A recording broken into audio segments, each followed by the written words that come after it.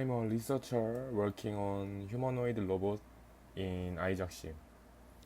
I'm going to start uploading weekly video of what I'm learning and working on.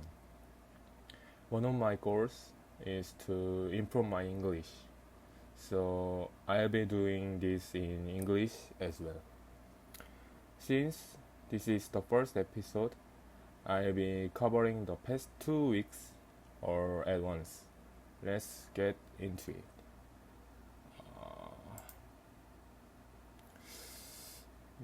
These days, to understand the simulation environment and the robot I'm working with, I'm using NVIDIA Isaac Sim 6 version as the simulator, Unity H1 and G1 as the humanoid robots, and those two Jeji as the middleware.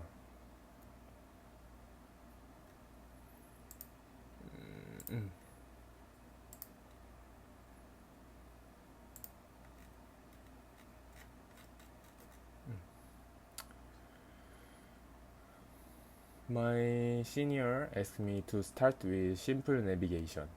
Before this, I had only worked with Turtlebot, so in both real environments and Ajaxim.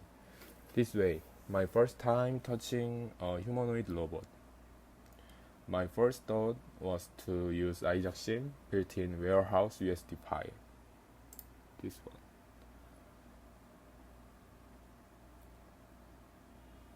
But it felt too heavy for my setup, so I decided to build a simpler version myself. I added our outer walls, inner walls, palette, and packing table to create a basic warehouse like environment. The map is saved as map prototype 1 USD and uploaded to GitHub.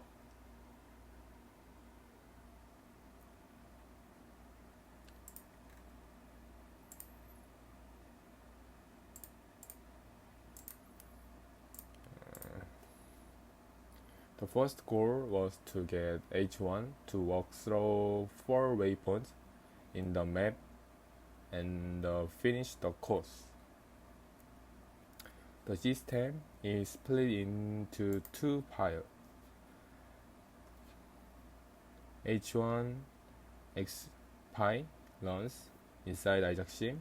It spawns the robot, load the policy, and handles physics. And Ajaxim setup.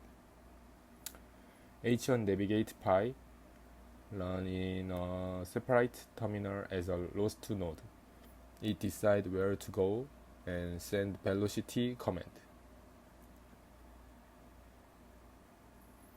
One problem I ran into was the robot falling over during turns. The cause was setting linear x to 0 during rotation. Pro in place, rotation destabilized the H1 policy. The fix was simple. Keep linear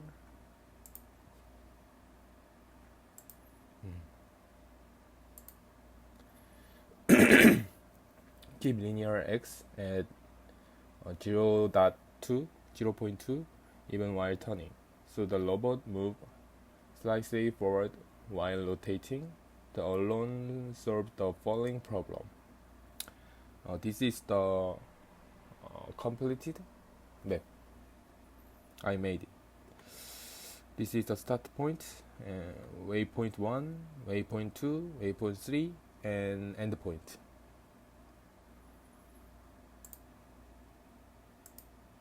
So if I use code I made me, one is Ajax setup and robot respawn, and other one is navigate code.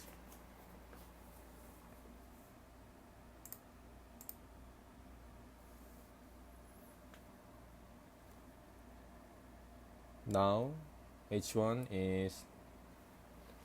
navigate the waypoint and endpoint.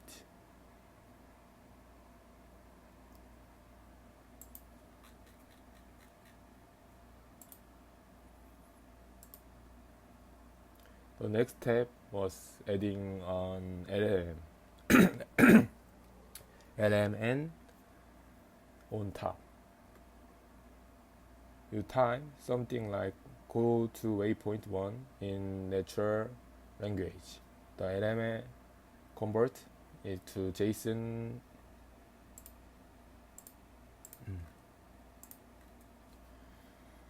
JSON coordinate, and the robot works there. For the model I choose Qwen 2.57 billion instruct. The reason was it IF evaluate score the highest in the 7 to 14 billion range. IF evaluate measure how well a model follow format instruction like output JSON only.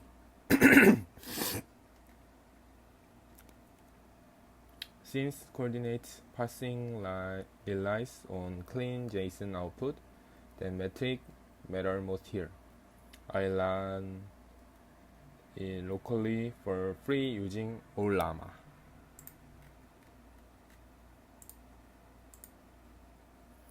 This is the map. It's the same one, but I add LLM model by Ollama.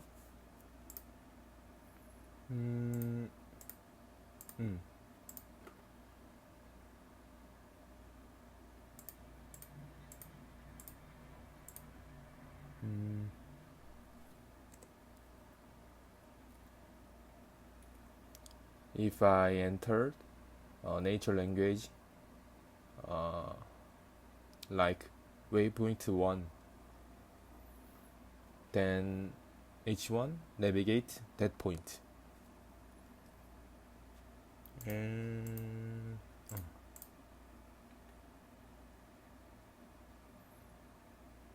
if H1 arrived waypoint 3, I enter nature language, go to endpoint, and stop is working. Maybe walking back.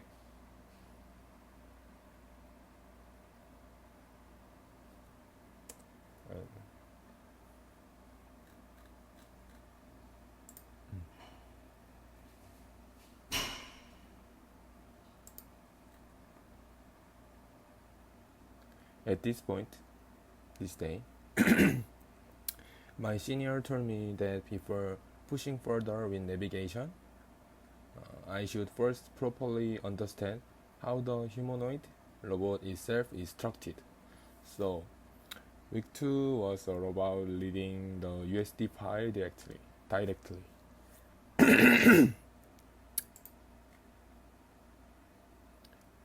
H1 has 19 controllable joints in total, 10 in the legs, 8 in the arms, and 1 in the waist.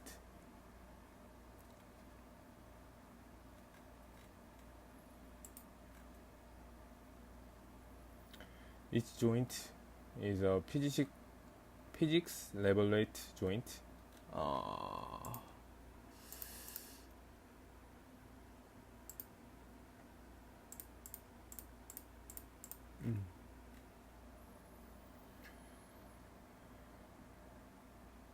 And it has a driven section with stiffness and damping value.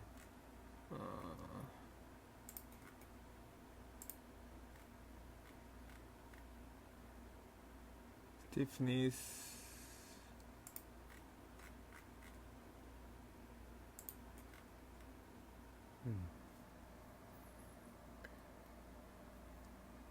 This is the PD control. Stiffness work as the P term, pulling toward the target angle proportionally. Damping work as the D-term, braking based on velocity. This is the stiffness and damping.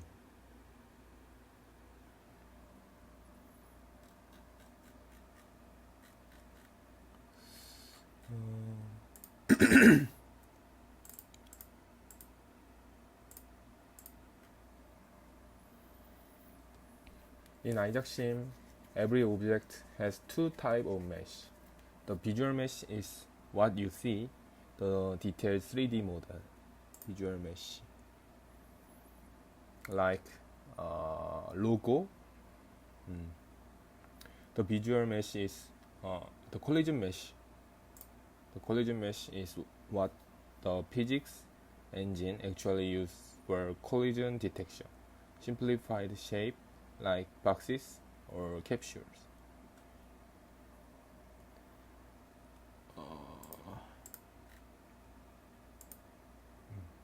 In H1, only the torso and ankle have collision geometry, both as simple cubes.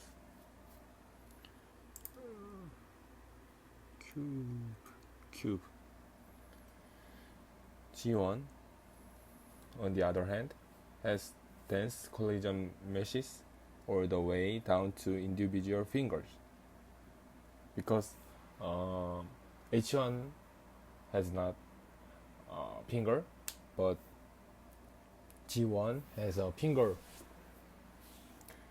This means running multiple G1 at once will be significantly more expensive computationally.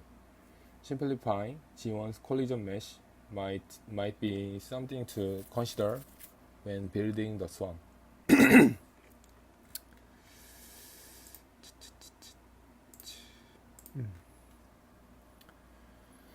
A polish is a neural network trained through reinforcement learning. It takes the robot's current state as input and output target position for each joint every frame. The USD file is the robot 3D model file.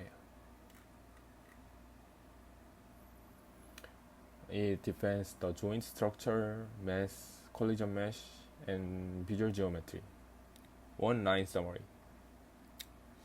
Polish is the brain. USD is the only body.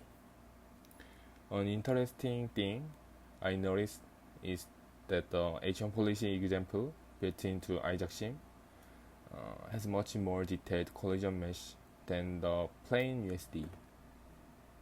Like this. How closely the collision mesh match reality directly affects SIM to real transfer quality.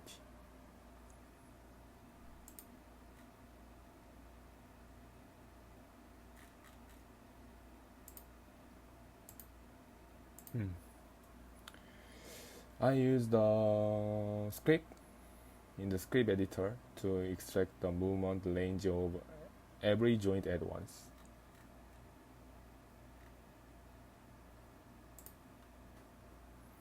H1 has 19 levelized joints, G1 has 43. G1's higher count comes from the wrist, 3 axis, and all the finger joint. This limit matter because if the polish command joint beyond this range, the robot becomes unstable or false. When we get to stage 3, with both robots running together, these numbers will be the design reference for motion planning. I think kinematic chain is most important because it has a robot structure.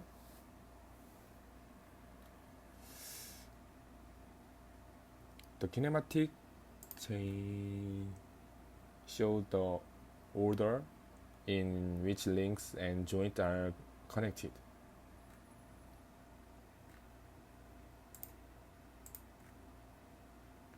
For H1, pelvis, hip yaw, hip roll, hip pitch, knee, ankle. For G1, pelvis, hip pitch, roll, yaw, knee, ankle pitch, ankle roll. So the hip chain order is reversed between the two lobes.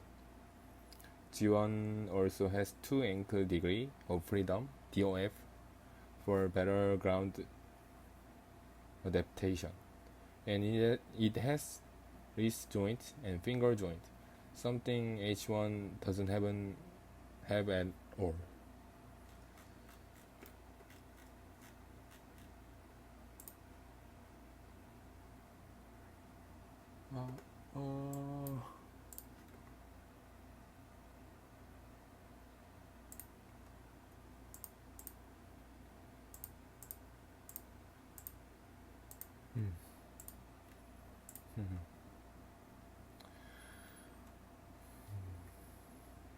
I used iJaxim script editor too to read the mass API and extract the mass of each link. The most striking thing in H1 is that torso alone is 70.789 kilogram. This one. Torso link. That's 34% of the total weight. The battery, main computer, and structure frame are all packed in there, maybe. Looking at the hip joint, hip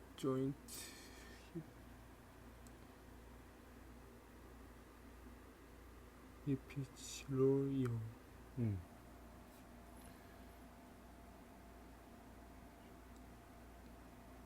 Hip joint, hip pitch is 4.152 kilogram, almost twice as heavy as hip yaw or hip roll. To understand why, you need 2 terms, proximal and distal. Proximal and distal. This one. Proximal means closer to the body center. Distal means farther from the body center. In H1 hip chain, hip pitch,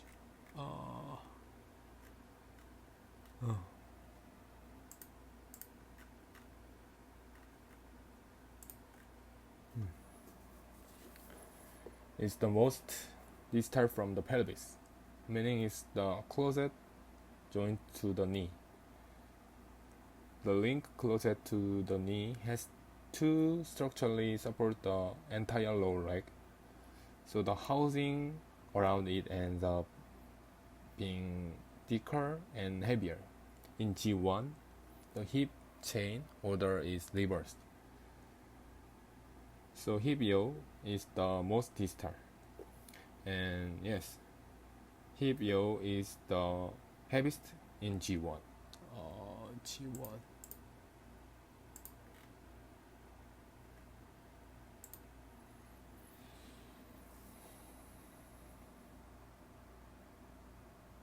Same principle, different chain order.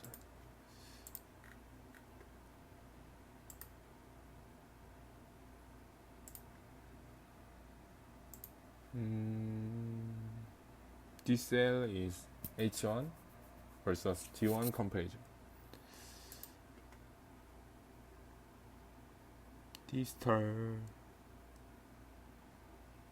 Distal one is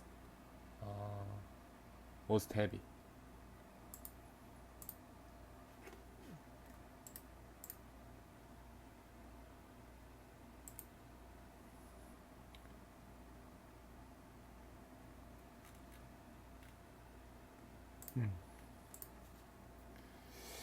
This also explains why the ankle is so light. The moment of in area for formula is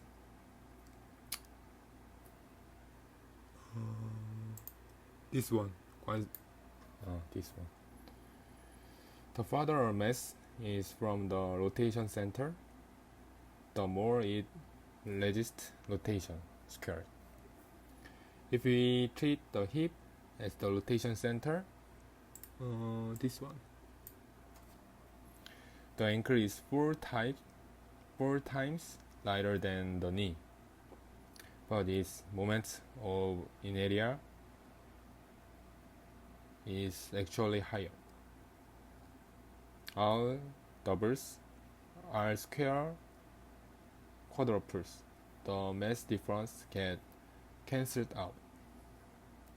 This means shaving 100 grams of the ankle does more for working efficiency than removing 400 grams from the knee. H1's weight distribution follow this principle deliberately.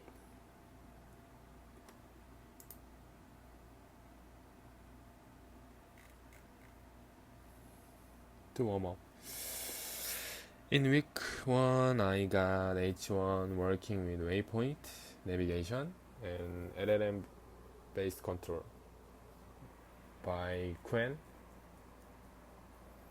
In week 2, I did a structure and mass analysis of H1 and G1, humanoid. Next week, I'll be looking at some interesting things I find in G1. Why the least joint break the distal rule? The extreme mass differences in the ankle joint, and why the left hand palm link is missing from the model. Thanks for watching.